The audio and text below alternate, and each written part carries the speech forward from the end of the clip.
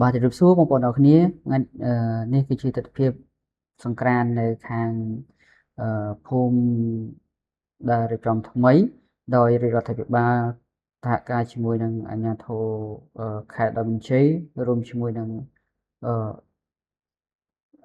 សប្បុរសជនជាច្រើនទៀតបានរៀបចំនៅភូមិនេះដ៏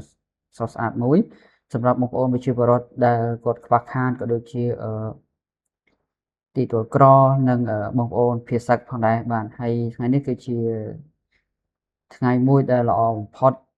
សម្រាប់បងប្អូនដែលនៅទីនោះគាត់បានសប្បាយរីករាយដោយរាជរដ្ឋាភិបាលរដ្ឋបាលខេត្តរដ្ឋបាលស្រុកនៅ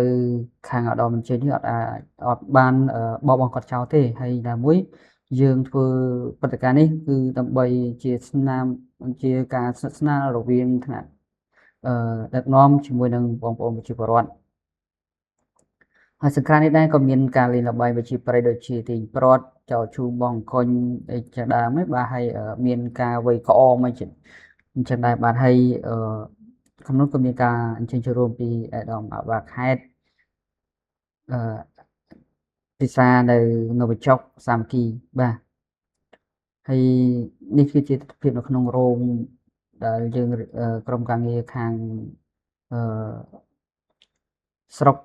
ខេត្តរៀបចំបាទសម្រាប់ឲ្យបងប្អូនគាត់ចូលអង្គុយកុំឲ្យក្តៅហើយ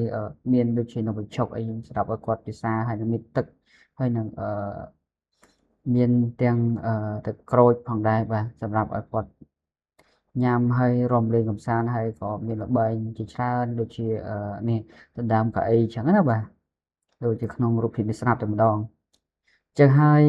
សូមឲ្យបងប្អូនទាំងអស់គ្នាជឿជាក់ទៅលើរាជរដ្ឋាភិបាលក៏ដូចជាថ្នាក់ដឹកនាំខេត្តដែលចូលរួមតាមបន្ទាត់ព្រំដែនទាំងអស់កុំមានការភ័ន្តច្រឡំឬក៏មានការសង្ស័យទៅលើរាជរដ្ឋាភិបាលអី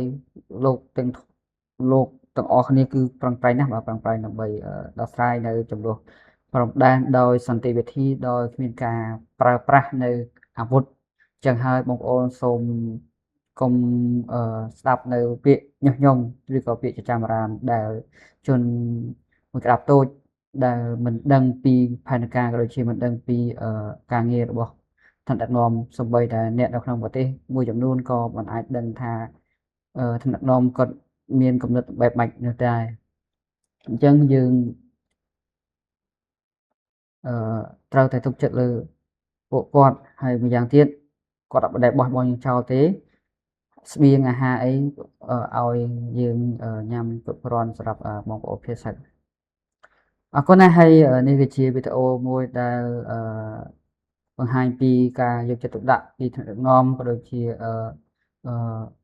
ដើម្បីញ៉ាំងឲ្យកម្មវិធីសង្ក្រាន្តយើងនាពេលខាងមុខមានការសប្បាយរីករាយក៏ដូចជាយើងរក្សាបាននៅទំនៀមទម្លាប់ប្រពៃណីវប្បធម៌របស់ជាតិយើងផងដែរ